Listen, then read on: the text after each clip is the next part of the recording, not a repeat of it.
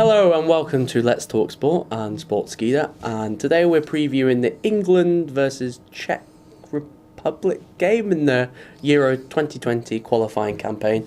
I'm joined here by Adam. How are you? I'm okay, thank you very much. How are you? I'm not bad. So how do you think this is going to go after England made it to the semi-finals of the Nations League? I have to say, it's not going to go our way. I don't think. I've got that slight feeling that because obviously we're going to go into the team in a minute, and that is going to be the main reason why I think it's not going to go our way. But it's just mainly because of the team we have set out, really. Is that because of the lack of depth in central midfield? The lack of depth in midfield and the fact that players are pulling out left, right and centre. Yeah. Obviously, Fabian Delph, John Stones and Ruben Loftus-Cheek all pulled out in a day. The other day. And we fully expect, I fully expect for Jordan Henderson to pull out at some point, and I do expect Marcus Rashford to pull out this week as well. So it's not leaving England with many attacking options anyway. Yeah, more attacking options than central midfield options, when your only central midfielders are Ross Barkley, Eric Dyer, but Dyer James recently Ward-Prowse. has been playing as a defender, hasn't he, for England, I think? Is he? I thought he's more of a centre. In the World Cup, he played as a defender. He played as a DM. He plays as a holding midfielder. A bang average holding midfielder, but he plays as a holding midfielder usually. So, how do you imagine England lining up in this? This one I can see. If it was me taking the squad, I'd see a 4-3-3. Yeah. And just try and keep that chemistry that was successful in the World Cup, with the corner love train sort of thing.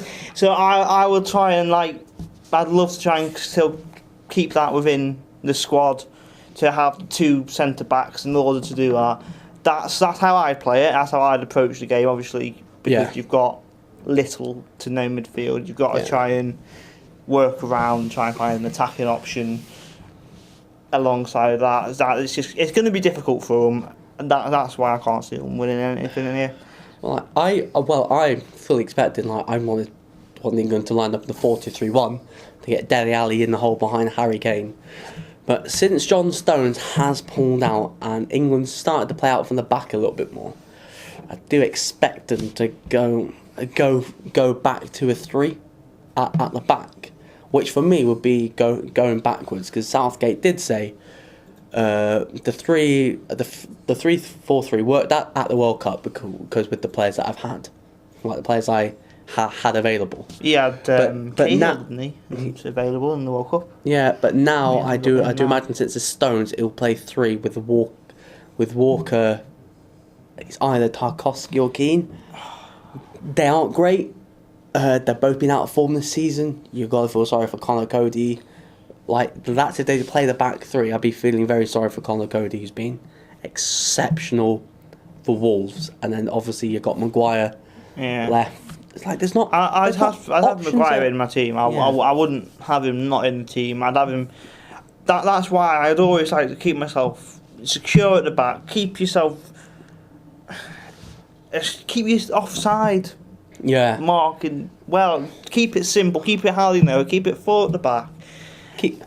Don't mess around with it. If you want to mess around later on and bring up wing backs and play 4 and have 2 wing backs coming forwards, which we've got options to do that. Got too many options. We've got too many options to have that sort of thing going on. And yes, you can carry on doing that way, and we can maybe bring out an attack through that way.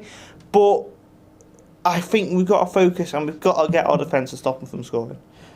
Yeah, especially because the goalkeepers. Not a lot of English goalkeepers have stood out this season. In my eyes, obviously, Jordan Pickford's the obvious the only number 1. real number 1 in a team high enough to be selected, to be warranted for an England selection. That's why he's England number 1. But I feel personally, I'd give it to Tom Heaton. He's had a better season since playing Joe Hart in the Burnley team. Give him a go, give him a chance. Yeah, but I feel like with Jordan Pickford, he feels a lot like Joe Hart in the fact, like, when Joe Hart was number one, there wasn't really much competition for him.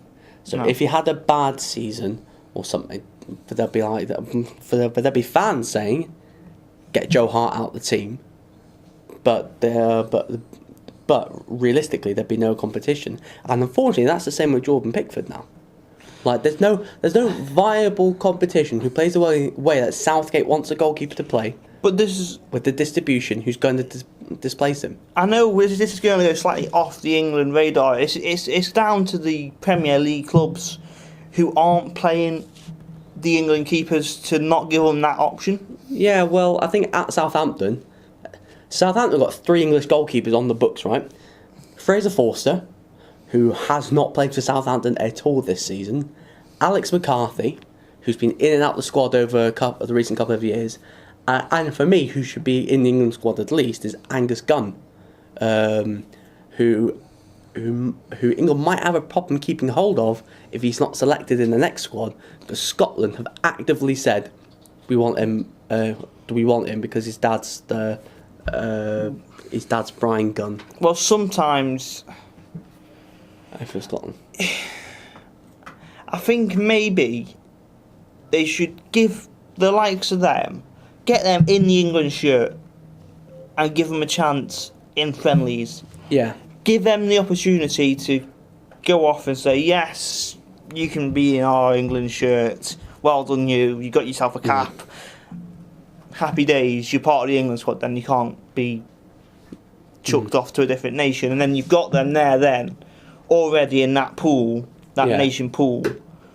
If you need them, if they turn out to be a distinctly average to nothingness, then it's been their own fault. They've had their crack at the whip. And I do feel like Southgate's treading a very thin line of like England managers picking name, like the name of the player, rather than players on form.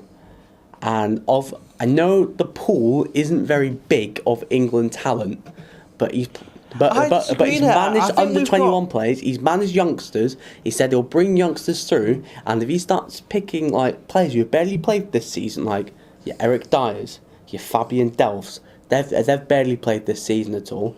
And like if he doesn't start picking players on form, then some England fans are going to be thinking, what's going on? Yeah. Because you said you bring through youth, but you're not bringing through youth. A lot of people are, as you say, switching nations. Yeah. Like Declan Rice. Declan Rice, yeah, he's just coming into the England squad this time now. Yeah. He'll be playing. It wouldn't surprise me if they put him on the first. So do you think he'll start against Czech? I think he could start. If not, he'll be certainly starting against Montenegro. Oh yeah, definitely. Yeah, I can imagine that they'll rotate heavily between the two games to give everyone a game, because you would imagine that England would come out with. England should walk Montenegro, but that is obviously like a different video for a different time. Yeah.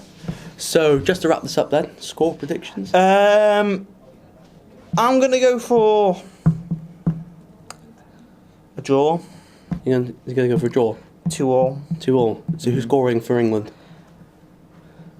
Kane and Sancho. Who's going to score for Czech Republic? Do you know any players? I know nobody. Czech Republic, to be quite frank, I'll be honest with you there. I reckon England are going to win 3-1. I reckon it's going to be the Harry Kane show. Yeah. I reckon he's going to come banging back into form.